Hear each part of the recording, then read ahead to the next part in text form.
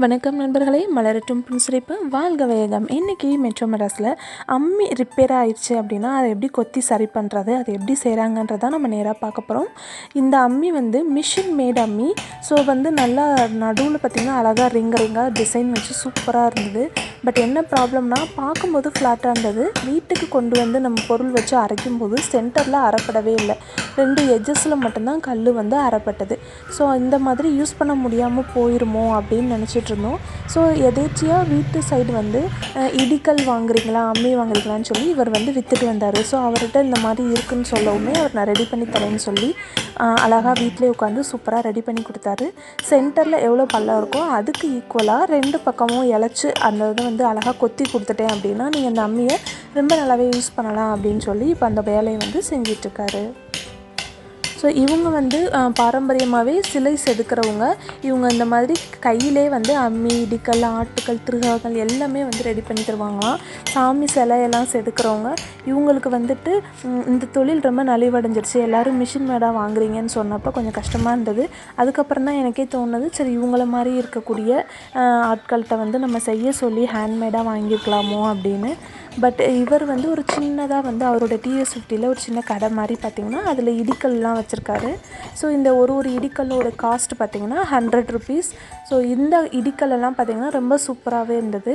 இவர் கிரைண்டருக்குமே பிடியெல்லாம் நான் போட்டு தருவேன் அப்படின்னு சொல்லிட்டு அவருடைய அந்த தொழிலுக்கு தேவையான பொருட்கள் எல்லாமே அவருடைய பைக்கில் வச்சுருந்தார். ஸோ இது பார்த்திங்கன்னா கிரைண்டருக்கு மாட்டக்கூடிய பிடி. அவர் செதுக்கிட்டு இருக்க டயத்துக்குள்ளே நாங்கள் இந்த அவருடைய இந்த குட்டி ஷாப்பில் என்னென்ன பொருள்லாம் அவைலபிளாக இருக்குதுன்னு பார்த்துட்ருந்தோம். ஸோ இந்த இடிக்கல்லுமே வாங்கியிருக்கேன். பட் அதை உங்களுக்கு இன்னொரு வீடியோவில் காட்டுறேன். ஸோ இப்போ அவர் நல்லா சூப்பராக 2 பக்கமும் அழகாக செதுக்கி நடுவில் அரைக்கிற மாதிரி சூப்பராக செஞ்சு கொடுத்துட்டாரு.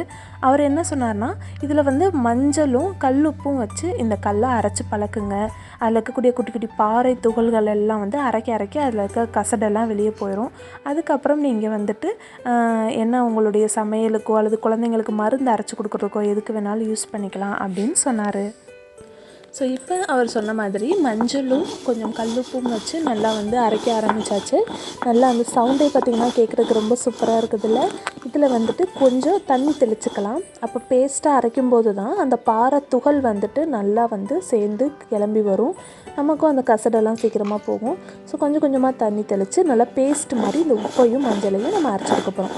இப்போ எவ்வளோ அழகாக அந்த மஞ்சள் கலர் இருக்குது பார்த்திங்களா. நம்ம அரைக்க இது நல்லா பழுப்பு கலரில் அந்த கருப்பு நிறம்லாம் நமக்கு வெளியில் வந்துடும். அந்த அளவுக்கு இருக்கக்கூடிய அழுக்கெல்லாமே வெளியில் வந்துடும்.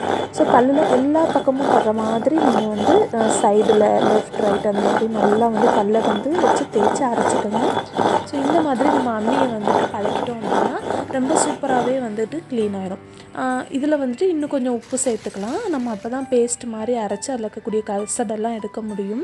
உங்களுக்கு இந்த மாதிரி மஞ்சள் உப்பு வச்சு அரைச்சதுக்கப்புறமும் திருப்தியாக இல்லை, இன்னும் கொஞ்சம் கசடு இருக்கிற மாதிரி தோணுச்சுன்னா இதில் நீங்கள் அரிசியை லேசாக தண்ணி தெளித்து அரிசியை வச்சு அரைச்சிங்கன்னா உங்களுக்கு நல்லாவே கலர் டிஃப்ரென்ஸ் தெரியும்.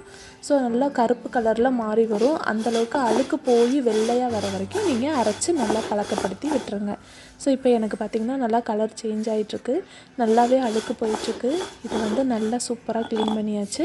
இப்போ இது எல்லாத்தையும் வலிச்சு எடுத்துகிட்டு இந்த அம்மியை நம்ம அலசிடலாம். இந்த அம்மியை நீங்கள் டேபிள் டாப்பில் வச்சு கிச்சன்லேயே யூஸ் பண்ணிக்கலாம். இதில் பெருசாக மசாலாலாம் அரைச்சி குழம்பு வச்சு அந்த இதெல்லாம் இந்த இதை வச்சு செய்ய முடியாது. இதோட மெயின் பர்பஸே பார்த்திங்கன்னா மருந்து இலைச்சி சூப்பராக இதில் அரைச்சி கொடுக்கலாம். கொஞ்சம் ஓமவல்லி இலை, வேப்பலை, ஓமம்லாம் வச்சு கொஞ்சம் குவான்டிட்டியை நல்லா நைஸாக அரைச்சி குழந்தைங்களுக்கு பாலாடையில் வச்சு ஊற்றுறதுக்கு சூப்பராக இதில் அரைச்சி கொடுக்கலாம். மிக்சியில் அரைப்படாது. அதே மாதிரி ஒரு 5-6 ஏலக்காவை பவுட்ரு பண்ணணும் அப்படின்னா மிக்சியில் போட்டிங்கன்னா டெஃபினட்டாக அரைப்படாது. ஸோ அதுக்கெல்லாம் பார்த்திங்கன்னா இந்த அம்மி ரொம்ப யூஸ்ஃபுல்லாகும். அப்புறம் மிளகு நுணுக்கிறதுக்கு, வெந்தயம் நுணுக்கிறதுக்கு, ஸோ ரசத்துக்கு கொஞ்சமாக உள்ள குவான்டிட்டியை அழகாக இடித்து போடுறதுக்கெல்லாம் சூப்பராக இந்த அம்மி ஹெல்ப்ஃபுல்லாக இருக்கும். இந்த அம்மியை சூப்பராக ரெடி பண்ணியாச்சு. இன்னொரு சூப்பரான வீடியோவில் சந்திக்கிறேன்.